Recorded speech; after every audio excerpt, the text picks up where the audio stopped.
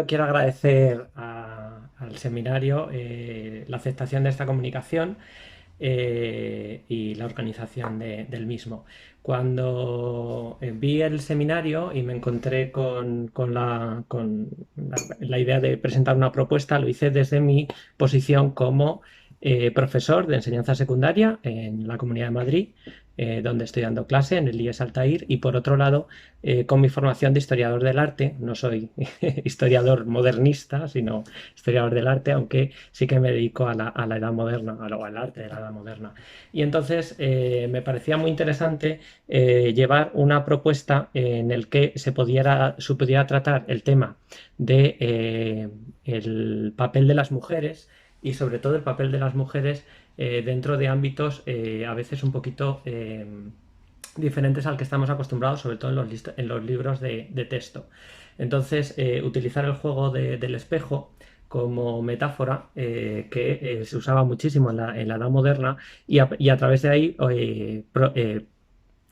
eh, proponer un trabajo en el que los alumnos puedan investigar acerca de un convento en concreto, las Descalzas Reales de la Corte de Madrid, y en ese contexto concreto buscar el papel de ciertas mujeres que se salen de seguramente el papel que históricamente nos han contado que tenía la mujer en la Edad Moderna.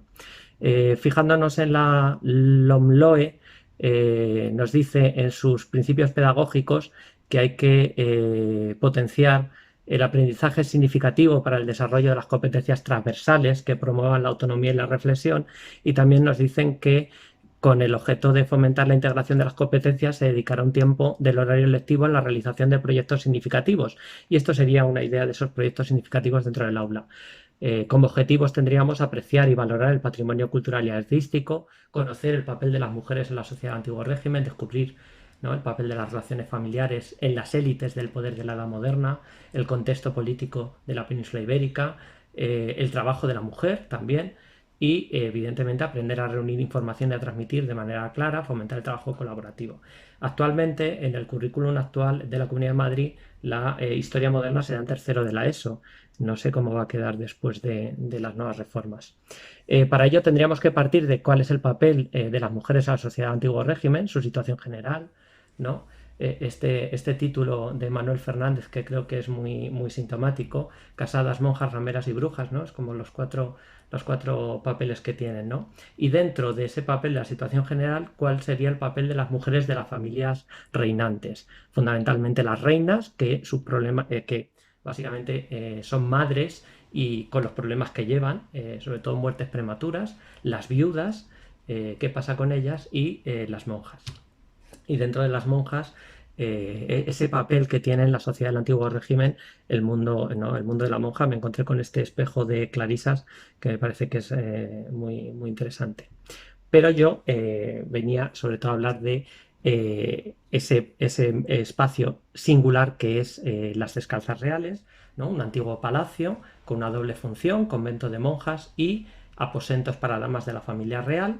La fundadora, Juana de Austria, que era infanta de España, pero princesa de Portugal, era viuda. El papel que tiene político cada vez que tiene que suplir a su padre o a su hermano en las ausencias de estos, ¿no? Es decir, son personajes que siempre han tenido un papel político importante. Y luego, dentro del convento de las Descalzas Reales, los personajes fundamentales que vamos a tener: la emperatriz María, que vendrá como viuda a vivir en el convento, es el personaje del centro, y está rodeado de su hija, Sor Margarita de la Cruz, que venía a ser la quinta mujer de Felipe II, pero que se quedó de monja en las Descalzas; y Sor Ana Dorotea, que es la hija ilegítima del emperador Rodolfo de Austria, ¿no? Aquí está la tumba de María en el coro alto de las Descalzas, en un lugar de honor, junto con su hija Margarita, que estaría debajo de esa dolorosa de Pedro de Mena. Y Sor Margarita de la Cruz se convirtió siempre en un ejemplo de monja perfecta, y eso generó un papel muy interesante dentro de la corte de Felipe III, porque era como el contrapoder al hermano, y eso es muy interesante para trabajar en el aula, como cuando hablemos o cuando se habla de los validos, y de ese poder de los válidos, como a veces se contrarrestaba, y en este caso, por ejemplo, con esa corte alternativa que se monta en las Descalzas, con Sor Margarita de la Cruz y con el embajador alemán Campbell y con la emperatriz María, ¿no? Aquí tenemos estampas que se hicieron con la vida de Sor Margarita de la Cruz para ensalzar una posible beatificación de la misma. En la segunda estampa, en la que se la ve como acompañada del ángel de la guarda, nos habla de el final de su vida, que perdió la visión, y para toda su realización diplomática y todo el papel que va a tener desde las Descalzas, va a utilizar a su sobrina, que era Sor Ana Dorotea. Aquí la tendríamos a todas estas monjas de familia ilustre.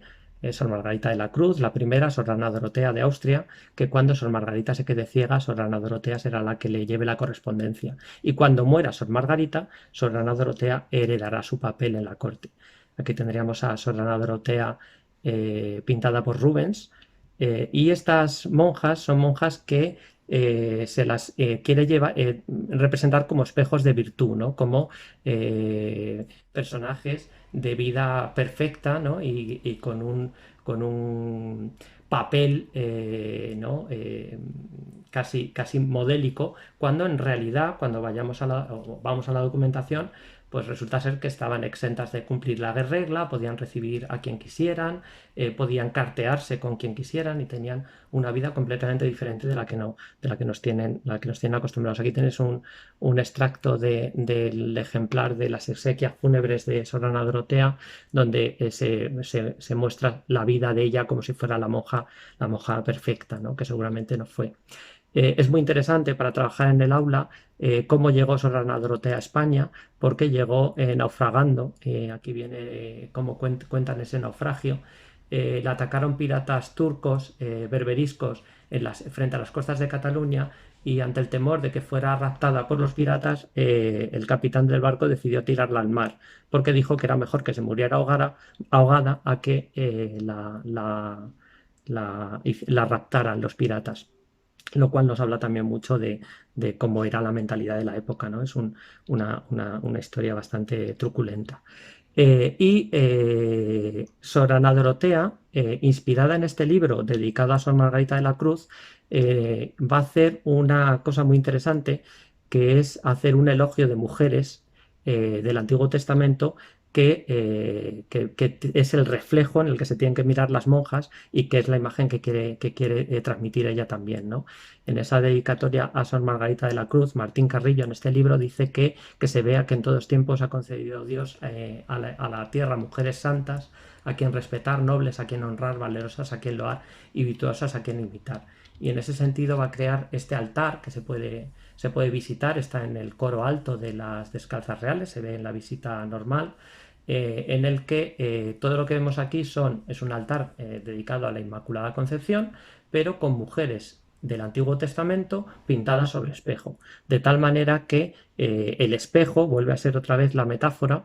Las mujeres del Antiguo Testamento es el espejo en el que se tienen que mirar las monjas, ¿no? El papel de mujeres fuertes, que es una idea muy, muy interesante. El texto que tenéis aquí es la traducción de la cartela superior con la dedicatoria a Sor Ana Dorotea.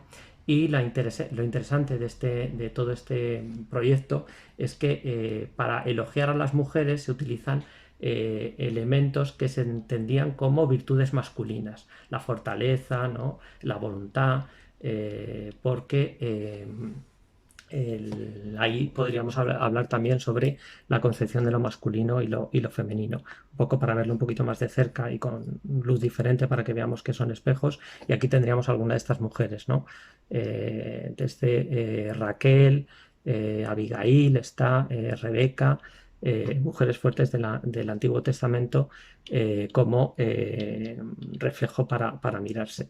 Aquí tenéis un poco la bibliografía donde se habla de toda esta importancia de las mujeres en la política y en la historia moderna, ¿no? Cercana a la corte, y los webs en los artículos en el blog Investigar en el que yo colaboro y en el mío propio Cipripedia, donde he hablado de estos elementos y que podrían utilizarse en el aula como recursos para sacar la información. De tal manera que, no sé si me he pasado el tiempo, ¿no? Y voy así un poco atropellado. La idea fundamental sería poder utilizar esta historia para que sirviera para hacer un trabajo en clase y tratar este tema de las mujeres, el papel de la mujer, el papel de la religión en la enseñanza de la educación, ¿no? Media en las aulas. Muchísimas gracias.